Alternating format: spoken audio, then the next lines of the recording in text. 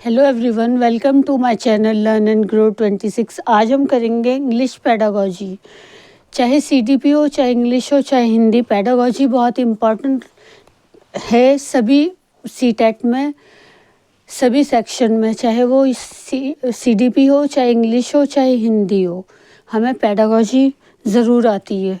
और यही main subject है जिसकी वजह से सीटेट बना है कि हम बच्चों को किस तरह समझें। इसमें क्या होता है पेडागोजी में क्या होता है कि हमें बच्चे को किस तरीके से पढ़ाना है, कैसे उसे क्लास में बिहेव करना है, कैसे उसे करेक्ट करना है, कैसे उसे डायग्नोस करना है, कैसे रेमेडियल टेक्निक यूज़ करनी है। हमें पेडागोजी में सिखाया जाता है। तो आज हम करेंगे इंग्लिश पेडागोजी। और अगर किसी को इंग्लिश नहीं आती है तो ये कोई इतना मुश्किल नहीं है। आप जो मेन वर्ड्स होते हैं सिर्फ उनको प्रैक्टिस कीजिएगा तो आप आसानी से कर पाएंगे। जैसे उसकी हिंदी समझने की कोशिश कीजिए, अपने दिमाग में जो इंग्लिश में आता है उसको ट्रांसलेट कीजिए। कि जैसे अब हमसे पूछा गया है, who gave tripolar process of education. तो ट्राइपोलर क्या होता है? 3 त्रिकोण। तो त्रिकोण वाला हमें वो प्रोसीजर किसने दिया है? तो उसमें त्रिकोण में क्या होता है मेन इम्पॉर्टेंट, पहले तो हम ट्राइपोलर को समझते हैं कि वो क्या है। ट्राइपोलर का मतलब होता है कि एक टीचर, एक जो सब्जेक्ट वो पढ़ा रही है वो पढ़ाएगी टॉट, और एक चिल्ड्रन, और सोशल एनवायरनमेंट, जो बच्चा जिसमें एनवायरनमेंट में रहता है उसे, उस ट्राइपोलर में ये सब आते हैं। तो वो हमें किसने दिया है ये प्रोसेस? बीएस ब्लूम ने दिया है, रॉबर्ट मिलर ने दिया है, जॉन डीवी ने दिया है, थॉमसन ने दिया है। अगर आपने पूरा भी नहीं करा, आपने कहीं सुना होगा कि ट्राइपोलर प्रोसेस किसने दिया है कभी भी, तो वो किसने दिया है? हमें जॉन डीवी ने दिया है। तो उसे किसे याद रखें हम? ट्राइपोलर को याद रखिए कि बस वो किसने दिया है, तो आपको पूरा क्वेश्चन समझ में आ जाएगा। या फिर जॉन डीवी की आप सारी वो पढ़िए कि क्या क्या उन्होंने दिया है, तो आपको हमेशा याद रहेगा। हमेशा हमें हर सब्जेक्ट में, चाहे वो कोई भी हो, हमें हमेशा उसको थॉरली पढ़ना चाहिए। सबकी डिटेल पढ़नी चाहिए पहले, उससे हमें थोड़ा थोड़ा याद रह जाता। अगर हम कभी वो भी करते हैं, एमसीक्यू की प्रैक्टिस भी करनी चाहिए, लेकिन साथ में सब चीज़, मेरा तो ये मानना है, जहाँ भी मैंने जितने भी एग्ज़ाम्स दिए हैं, ज़्यादातर जब हम किसी चीज़ को एक कहानी की तरह पढ़ते हैं तो वो हमें ज़्यादा याद रहती है। उसकी छोटी छोटी बात भी हमें याद आ जाती है। कि अगर हमें कोई पूरी बात भी याद नहीं रहती, थोड़ी थोड़ी चीज़ ही याद आ जाती है, उससे हमें क्वेश्चन पेपर सॉल्व करने में आसानी होती है। तो इसलिए हमेशा किसी भी चीज़ को जो करें तो पहले जो उसमें मेन वर्ड दिया हुआ हो कि ट्राइपोलर क्या होता है किसी भी क्वेश्चन में, तो उसकी हमेशा पूरी हिस्ट्री जानने की कोशिश कीजिए। कभी भी आप अगर एमसीक्यू से प्रैक्टिस से भी करते हैं। अब सेकंड क्वेश्चन करते हैं, which domain is related to skill. अब डोमेन क्या होता है? डोमेन होता है एरिया ऑफ नॉलेज का, या फिर कोई एक्टिविटी जिसमें उसका पूरा एरिया, जो भी हम काम कर रहे हैं, तो उसका मेन डोमेन क्या होता है स्किल का? स्किल क्या होता है कि जैसे कि एक टेलर है, वो क्या है? वो उसकी स्किल है, वो उसमें बहुत एक्सपर्ट है, वो आंख बंद कर भी काट सकता है, सी सकता है, कि इतनी प्रैक्टिस हो चुकी है किसी चीज़ को। जिस चीज़ को हम काम करते हैं, जिसके हमें प्रैक्टिस है, उस चीज़ को हम स्किल कहते हैं। तो इसका मेन डोमेन क्या होगा? उसका मेन एरिया क्या होगा स्किल का?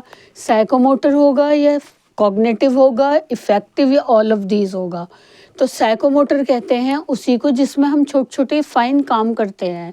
तो इसका मेन आंसर क्या होगा? साइकोमोटर होगा, क्योंकि वो साइकोमोटर का मतलब ही ये होता है कि छोटे मोटे काम करना। जैसे जो टेलर होते हैं, जो बार्बर होते हैं, ये सब क्या है? उनकी स्किल है। तो उनका मेन डोमेन क्या है? साइकोमोटर। अब हम करते हैं third question, teaching and learning are interrelated. Interrelated क्या होता है? इंटर रिलेटेड का मीनिंग होता है the ability to do something well specially because of training और प्रैक्टिस एसेट्रा। के हम कोई भी ट्रेनिंग में या प्रैक्टिस में कोई भी चीज़, उसमें हम एबल हों, स्पेशली एक चीज़ में, तो इसमें हमारा लर्निंग और टीचिंग दोनों एक दूसरे से कैसे रिलेटेड हैं साथ में? इंटर रिलेटेड है। इंटर रिलेटेड का मतलब होता है एबिलिटी नहीं, इंटर रिलेटेड का तो मैंने गलत समझा दिया।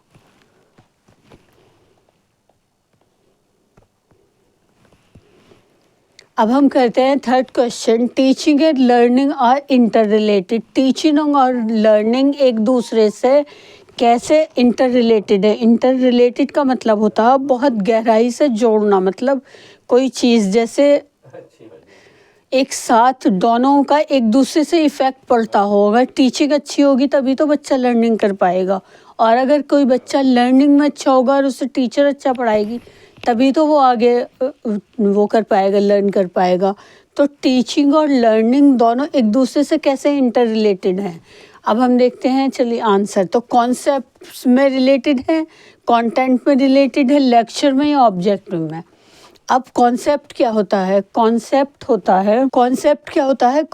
होता है कि कोई आइडिया या बेसिक प्रिंसिपल, कोई भी एक किसी चीज़ का, कोई भी, जैसे टीचिंग और लर्निंग का क्या है, इंटर रिलेटेड है, क्या आइडिया है, क्या बेसिक प्रिंसिपल है उनका। और कंटेंट होता है मतलब कि हम कोई सब्जेक्ट पढ़ा रहे हैं तो उस विषय में हमारे क्या विचार हैं, हमारे क्या मतलब क्या व्यूज़ हैं उसके बारे में। अगर हम कोई चैप्टर पढ़ा रहे हैं, ये राइटर के क्या व्यूज़ हैं लिखते टाइम, तो उसे बोलते हैं कंटेंट। और लेक्चर आपको पता ही है, जो मैं कर रही हूँ आपके साथ अब। और ऑब्जेक्टिव्स होते हैं, एमसीक्यू, जो हमारे एग्जाम्स में आते हैं। तो टीचिंग और लर्निंग में क्या है इंटर रिलेटेड एक दूसरे से? तो वो है कॉन्सेप्ट, बेसिक आइडियाज़ और प्रिंसिपल, बेसिक प्रिंसिपल। वो क्या है हमारे टीचिंग और लर्निंग में इंटर रिलेटेड है, एक दूसरे से कनेक्टेड है, टीचिंग से और लर्निंग से। कि हमारा कॉन्सेप्ट क्या, हमारा प्रिंसिपल क्या, हमारा आइडिया क्या, हम किस बारे में समझा रहे हैं, क्या पढ़ा रहे हैं। तो वही तो हमें ज़्यादा ज़रूरी होता है टीचिंग और लर्निंग में। अब ये क्वेश्चन हमेशा आता है उसमें, सीटेट में, चाहे इसकी सिर्फ लैंग्वेज चेंज हो जाती है। क्या है? Human development is the result of, हमारा इंसानों का रहने का तरीका, हमारा पढ़ने का, बच्चों का स्कूल जाने का, और अपना सराउंडिंग का, फैमिली का और नेबरहुड का, सब का क्या हमारा उन पर इम्पैक्ट पड़ता है, हम हमारे ह्यूमन डेवलपमेंट पे। तो किस चीज़ का ज़्यादा डेवलपमेंट का हमारे इम्पैक्ट पड़ता है? रिज़ल्ट है हमारा ह्यूमन डेवलपमेंट। जैसे बच्चा बड़ा होता है तो उसका क्या, उस डेवलपमेंट का क्या रिज़ल्ट होता है, कहाँ से हमें मिलता है ये सब? तो जेनेटिक एंड एनवायरमेंटल फैक्टर से मिलता है, बायोलॉजिकल फैक्टर से मिलता है, कि एंथ्रोपोलॉजिकल फैक्टर से मिलता है, सोशल एंड मोटिवेशनल फैक्टर से हमारे वो रिज़ल्ट फ़र्क पड़ता है हमारे ह्यूमन डेवलपमेंट पे। उसका क्या रिज़ल्ट होता है हमारे ह्यूमन डेवलपमेंट का इनमें से? तो सीधा है genetic and environmental factor. Genetic मतलब जो हमें अपने पेरेंट्स से मिलती हैं जो आदतें, और एनवायरमेंटल फैक्टर जो हमें अपने सराउंडिंग से, हमारी फैमिली से मिलता है, हमें नेबरहुड से मिलता है, हमारे स्कूल से मिलता है। वो सब क्या होता है? वो एनवायरमेंटल फैक्टर होते हैं। तो human development is the result of, कि हमारा जो सारा डेवलपमेंट है वो हमारा रिज़ल्ट क्या है, हमारे टीचर्स, हमारे नेबर्स, हमारी फैमिली मेम्बर्स, वो सब क्या है? जेनेटिक एंड एनवायरमेंटल फैक्टर्स हमारा रिज़ल्ट है। स्टोरी टेलिंग, अब आते हैं नेक्स्ट क्वेश्चन पे। Story telling method is suitable for teaching. Story telling है जो क्लास में हम कहानी सुनाते हैं, उसके थ्रू हम कौन सा सब्जेक्ट अच्छी तरह पढ़ा सकते हैं बच्चों को? ज्योग्राफी, हिस्ट्री, इकोनॉमिक्स या फिर सिविक्स? इनमें से कौन सा सब्जेक्ट हम बच्चों को स्टोरी टेलिंग के थ्रू अच्छी तरह समझा सकते हैं? ज्योग्राफी में तो मैप वगैरह होते हैं, तो ये तो नहीं होगा। और हिस्ट्री करा सकते हैं हम कि कैसे मुग़ल आए और कहाँ कहाँ उन्होंने रूल किया, कौन से स्टेट में, ये सब क्या है, कहानी की तरह हम बता सकते हैं। इकोनॉमिक्स भी नहीं और सिविक्स भी नहीं। तो कौन सा सब्जेक्ट है जो हम स्टोरी टेलिंग के थ्रू पढ़ा सकते हैं, उसमें सूटेबल है, वो है history. Story telling method is suitable for teaching, कौन सी टीचिंग के लिए? हिस्ट्री के लिए। अब हम करेंगे sixth question. The only type of independent strategy is, the only type of independent study strategy is क्या होती है? अगर हम अकेले इंडिपेंडेंस मीन्स किसी पर डिपेंड ना हो और अपनी स्टडी खुद करें हम, तो कौन सा एक टाइप है जो हम उस स्ट्रेटजी में हमारे काम आएगी? डायरेक्टेड एंड सुपरवाइज स्टडी, कि हमें कोई डायरेक्ट करे और उसे सुपरवाइज करे, कि मतलब सुपरवाइज करना होता है कि किसी को डिक्टेट करना या बताना, तो वो हमारी कौन सी स्ट्रेटजी होगी इसमें? डायरेक्ट एंड सुपरवाइज स्टडी, कि एक मैनर्ड के साथ एक वेल तरीके से सुपरवाइज मीन्स मतलब प्लान कर कर जो स्टडी करी जाए और डायरेक्टेड हो, या direct and non supervise study, या फ्री स्टडी, या ऑल ऑफ द अबव। तो इसका हमारा आंसर क्या होगा? ऑल ऑफ द अबव होगा, क्योंकि सभी हैं जो हमारी इंडिपेंडेंट में ये यूज़फुल हैं। इंडिपेंडेंस मीन्स क्या होता है कि जो हम किसी के डायरेक्शन में ना करें, अपने आप खुद करें, तो हमें उसमें डायरेक्ट और सुपरवाइज भी आती है स्टडी, और डायरेक्ट और नॉन सुपरवाइज भी, और फ्री स्टडी भी। तो ये तीनों ही इसमें टाइप यूज़फुल हैं, सभी आते हैं इसी में। अब कहते हैं 7th question, the teacher should make the student aware that the privileges and responsibilities of citizenship में इंक्लूड, कि एक टीचर को हमें पढ़ाना चाहिए कि हमारे प्रिविलेजेस मीन्स कि हमारी क्या एडवांटेज और रिस्पॉन्सिबिलिटीज़ हैं एक सिटीज़न होने के में, हमारी क्या क्या आती हैं उसमें, वो फिर हमें क्या करना चाहिए एक सिटीज़न होने के नाते, क्या वो हमारी रिस्पॉन्सिबिलिटी भी है और हमारी ड्यूटी भी है। तो इसमें से कौन सा आंसर करेक्ट होता देखते हैं। Obeying the laws, obeying the laws, obeying means मतलब मानना उसको, तो लॉज को मानना, ओइंग अ हाउस या अपना घर होना, या फिर गोइंग टू स्कूल या स्कूल जाना, या ऑल ऑफ द अबव, ये सभी होने चाहिए। नहीं, एक सिटीज़न होने के नाते हमें रूल ओबे करने चाहिए, ये हमारी ड्यूटी और रिस्पॉन्सिबिलिटी और प्रिविलेज होना चाहिए कि हम ओबे करें सभी लॉज को जो हमारे एक सिटीज़न होने के नाते हमें करने चाहिए, फॉलो करने चाहिए। तो अब कहते हैं 8th question, which one of the following activities is best suited for an emotional outlet. Emotional outlet क्या होता है? आउटलेट कहते हैं वो इमोशनल, तो आपको पता है जो हमारे अंदर से जो हमारा दिल करे, जो हमारी फीलिंग से रिलेटेड हो। आउटलेट का मतलब होता है कि वो फीलिंग जिसे हमारा अंदर से बहुत दिल कर रहा हो करने के लिए, तो वो क्या है? डिबेट करने के लिए हमारे अंदर से इमोशनल आउटलेट है, सिंगिंग है, स्पीच है, या प्ले है। तो कि किस चीज़ को ज़्यादा दिल करता है सभी का? चाहे खाना बना रहे हो, चाहे घर में कपड़े धो रहे हो, चाहे प्रेस कर रहे हो, तो सब क्या करते हैं अंदर से? कभी कभी अगर उन्हें खुश होते हैं तो वो क्या करते हैं? सिंगिंग करना स्टार्ट कर देते हैं। तो हमारा इमोशनल आउटलेट क्या है यहाँ पर? Singing. Singing is the right answer. 9th question, the problem solving strategy is a product of. हमारी प्रॉब्लम सॉल्व करने के लिए हमें कौन सी स्ट्रेटेजी यूज़ करनी चाहिए देखते हैं। आइडियलिज्म, प्रैग्मेटिज्म, रियलिज्म, या नेचुरलिज्म। अब आइडियलिज्म क्या होते हैं? वो लोग होते हैं, आइडियलिज्म उसे कहते हैं, जैसे हमें जॉन डीवी ने बता दिया है ये idealism. 9th question, the problem solving strategy is a product of. Idealism का प्रोडक्ट है ये, प्रैग्मेटिज्म का, रियलिज्म का, या नेचुरलिज्म। नेचुरलिज्म तो वो होता है जिसमें हम ये कि जो हमें नेचर से मिलता है, नेचर से रिलेटेड होता है, उसे हम नेचुरलिज्म बोलते हैं। और रियलिज्म होता है जो हमें अंदर से महसूस दे, रियल में हमारे लिए ज़रूरी हो।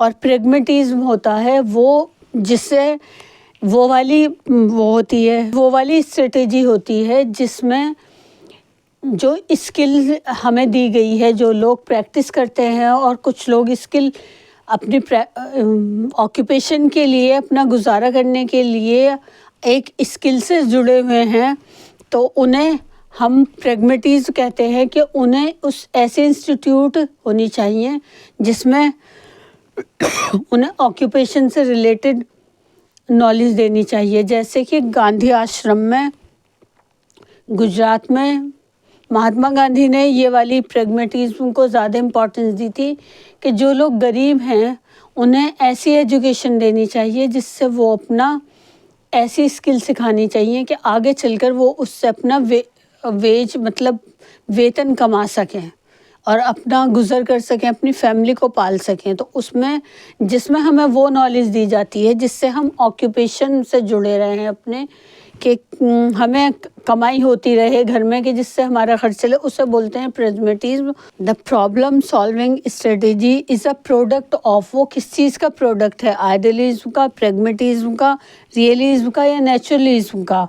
नेचुरलिज्म तो वो चीज़ होती वो कहलाती हैं इज्म जिसमें हमें नेचर से जो जोड़ती है, और आइडियलिज्म जो हमें आइडिया से जोड़ती है, और प्रैग्मेटिज्म वो होती है जो हमें ऑक्यूपेशन से जोड़ती है कि जो लोग पढ़ नहीं सकते हैं या हैंडीकैप हैं या उन्हें अपना घर का खर्च चलाना है, तो उन्हें ऐसी स्किल सिखानी चाहिए, ऐसी ऑक्यूपेशन देना चाहिए जिससे वो अपने घर का खर्च चला सके।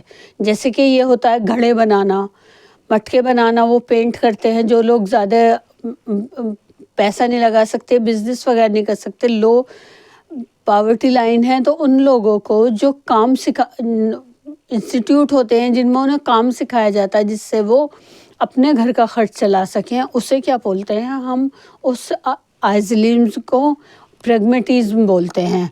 तो इसमें हमारा आंसर होगा प्रॉब्लम सॉल्विंग के लिए रियलिज्म, कि जो हमारे अंदर से आवाज़ आए जब अगर हम पे कोई प्रॉब्लम है तो उसे हमें उसको सॉल्व करने की भी हमें खुद अंदर से फीलिंग होनी चाहिए कि हमें उससे निकलना है बाहर, तभी हम किसी भी प्रॉब्लम को सॉल्व कर सकते हैं। तो उसमें हमारी कौन सी स्ट्रेटेजी काम आएगी, रियलिज्म, जो हम अंदर से खुद चाहेंगे प्रॉब्लम से निकलना। तो इसलिए यहाँ पर इसका आंसर होगा रियलिज्म। और thank you for watching my videos, और बने रहिए मेरे साथ और लाइक और शेयर भी कीजिएगा। और